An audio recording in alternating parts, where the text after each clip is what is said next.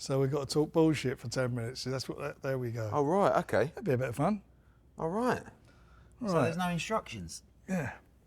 So nice, right? So what are we going to talk So, about? What do you think? I think... Let's talk about the fights. Let's go. See what you feel. Really. 'Cause I've got to talk about Hamza Shiraz. Yeah. Because all I hear from you lot is, yeah, Wembley, you know, we're all planning all these cards. Yeah, I mean, it's not even come into consideration that Ammo Williams is going to knock him out. It has come to me that I never take anything for granted, that's for sure. But I have got utmost faith in him. That's why I made him our captain. And he's a quality operator who's done everything that everything has been asked of him. He's done, and he's done it very professionally. He's invested in his own career. Spends a lot of money on training. He's been going to the States, getting good sparring. So we all think highly of him. But having said that, Ammo's no slouch, is he? And the way he won the title, won his last fight, that last round, I thought was something a little bit special. So one thing's for sure, we've got a fight on our hands. But you know, me, Queensberry, we all believe in him. So what do you think your man will do to negate whatever he's got? I think I rate Hamza. I think he's a very, very complete, smart fighter. Nice man as well. I just don't think he's ever boxed anyone. I mean, Liam Williams was a good win, but with all due respect to Liam, he's well past it. And then I look at his resume, and I think all it is with Hamza is potential. This is his first. I mean, the Skeet fight, I mean, you know, there was a bit of controversy. Bradley was at the back end of his career. But, you know, he's never really boxed anyone like Ammo, who is in his absolute physical prime. Really sharp puncher. And you know your guy, you know how he pulls out with his chin in the air, right? And he's like, oh, no, he's like this. Oh, I can just see it now. And then okay. Frank, how's September for Hamza Shiraz getting on? Be one of them. I hear what you're saying, but look, the art of the game is you make the matches to bring them along at various stages of their career, and each time we've stepped him up. And you're right, Liam, that was a good fight, but it's what he did. I mean, he absolutely destroyed him in the round. I mean, them great shots he caught him with. Bradley Skeet. Bradley's he's been and it's quite a while ago anyway, but he's quite a cute fighter who's a good. He's like one of those guys who's in there to win but survive. And when he got to him, and we tried to make the rematch afterwards, and he didn't want it. We offered him a lot of money, but irrespective of that, I just feel it's his time. He's a young guy. It's his birthday yesterday. He's a young guy, and I've got a lot of belief in him. He really reminds me, and I'm hopefully not going over the top. He reminds me of a young Tommy Hearns, because he's very tall, rangy. It's funny you should say that, because I'm going to read you something. Right. I'm going to read you a message that Ammo Williams sent me yesterday. Eddie, I've watched Hagler Hearns 10 times this morning. This is exactly how I'm coming at Hamza. It will be a war. I know I may get hit coming in, but I will keep him in retreat and land all my big shots. I have to take chances in this one, and I can't let him get comfortable at range. I'm going to make you so proud. I have insane conditioning, balance, speed, and punching harder than ever. I'm better than I've ever been. You're going to be proud.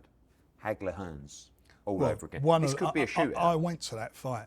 It's one of the most exciting 3 rounds of boxing I've ever seen. Shootout. You could have done that in a phone box, that fight, and it will be. But you know what? That suits my man because he can punch.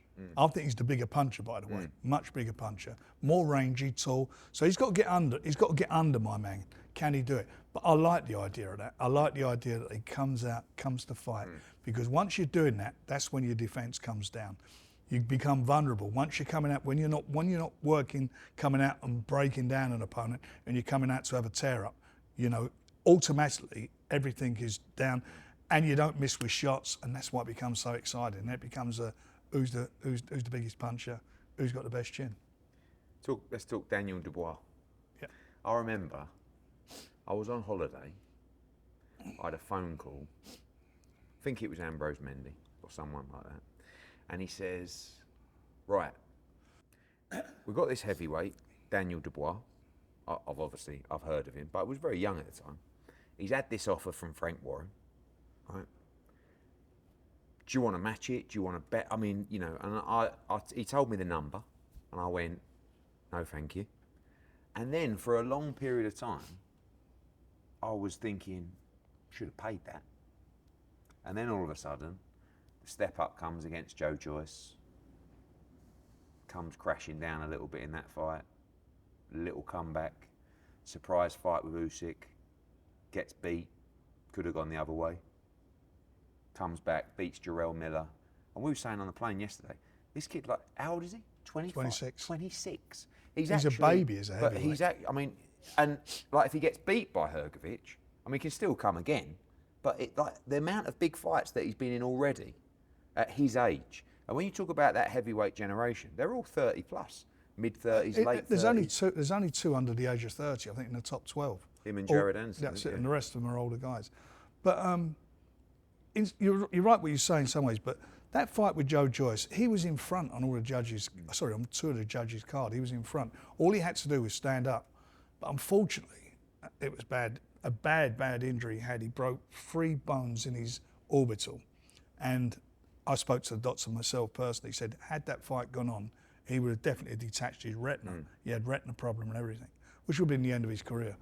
And he done the right thing, and I know he got a lot of criticism. It was in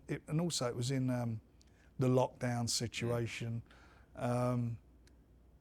But you learn from it. So he went off, he had an operation, he was out for quite a while till it repaired.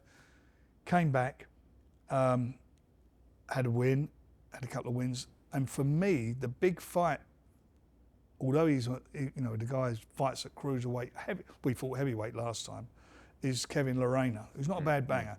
When he caught him in the fight he had with him, he caught him on the top of the head and he went over. And he got and then he got up and then he did get caught with a good shot, but he tore all the ligaments in his leg. I mean, tore everything. And you could see he couldn't put any weight on his foot. He was struggling a bit. And he gritted his teeth and eventually knocked Kevin out. He caught him, because one thing about him, he catches you, he's a good finisher. Puts his shots together well, big puncher. And he caught him and banged him over. And I was pleased that he showed a lot of grit in that. And he also showed a lot of grit when I thought he was, just for 1 second, I thought he was losing his concentration against Miller. Big baby. There was a moment, I think it was about the 4th round, where he just, I could see something was going on in his head, and he got himself back together. And again, showed at the end of the fight, because it's quite, I think it was a tough fight for him. But at the end of the fight, he, caught Miller and then put him away with some really good shots. You're quite right. He's a youngster. This fight against Hrgovic, who everybody told me when in training looks unbelievable. But I've got to be honest, he's not quite done it for me in the ring. He's won all his fights, don't get me wrong, good fighter. But what I was looking for, something special that everybody's been banging on about, I didn't see it. And I think this fight really is about heart and mind. It's about Daniel's heart and mind. He's got everything else. He's got a great jab, can punch, can box, he's quite mobile, he's got fast hands. That's what it's about. So if he can maintain his focus, his discipline, and get behind that jab, he's very capable of winning this fight. And if he catches Hrgovic, I believe he'll knock him over. Let's talk about our history. I think that's what that's what they want to. I feel like that part of the promoter that I am today, or part of the operator I am, is because of our tussles. Do you know what I mean? Like, I feel like when I started, I didn't really have a clue, but we were under a lot of pressure. You put me under a lot of pressure, and I feel like part of your tactic sometimes is to apply that pressure, to think, he'll fold this kid, like we just, and there were times where I was thinking, fuck it, it's another thing. I remember I might get a legal letter, or I might, read this interview, he's a muppet, he don't know what he's doing. Then you signed Carl Frampton from us, then you sent me a Box Nation t-shirt, signed, well, you might not have, or Andy did. Yeah, and then, and I'm just thinking to myself, do I really want to be in this game anymore? Is that tactical? I mean, no. like, because it It's is, fun. the pressure's real. Like, and I see promoters coming in the game now, Yeah. and I actually see it's not for everyone. No. A lot of people think, you've got a pile of money, you can come into this business and you own it. And it's not the case. I mean, you've got to have grit, and you definitely got that. There's no doubt about that. You've been in there, and especially listen, I remember I was young. I was in my 20s when I came into pro boxing, and I had the cartel. There was one TV. There was only BBC. There was no domestic boxing anywhere. And there was only 2 TV channels. But you fight and fight and fight, and you've got that in you. You're a fighter. You come from a family that's fought and come all the way through in all the sports that you've been involved with, and it's a bit like, I suppose, in some ways, my background. But I've got to be honest. For me, it's always been fun. I don't sit there and think, oh fuck that, got to do this, got to do that. It doesn't even register. I'm looking for a bit of a laugh at the end of the day, having a bit of fun. You're a lot less angry than I thought you were. I'm not. But I think a lot of it is, people see these interviews. And, I suppose, some of that clickbait and stuff, Yeah. and they'll get wound up. I think, what's that all about? But no, I'm not an angry. Do you think you chilled? Like, I look at my old man. He's definitely chilled. Like, as the years have gone on, still a competitor, but the difference is, I saw him. He's a different person since he left boxing, because it is an aggravation business. Of course, it's 24/7. But also, I feel like although people think we're all money mad, we're also softies when it comes to the fighter, and you fall in love with the journey of a fighter. Yeah. And then they leave, and it's just, in the end you think, that is the killer. I mean, over the years, we've quite a few big name fighters have gone, and to their credit, most of them have said they wish they'd never done it, but it's all irrelevant. It was done at the time, and when you invest in your time, your money, your future, and you're putting it all into them, it can be very disappointing. It can be very, very, very disappointing if they sort of. But I've never, anyone who knows me, a lot of my friends are my friends from when I was a kid. When I was at school, when I was hanging around with, we still meet up every sort of 6-7 weeks or so, and all we do is have a laugh.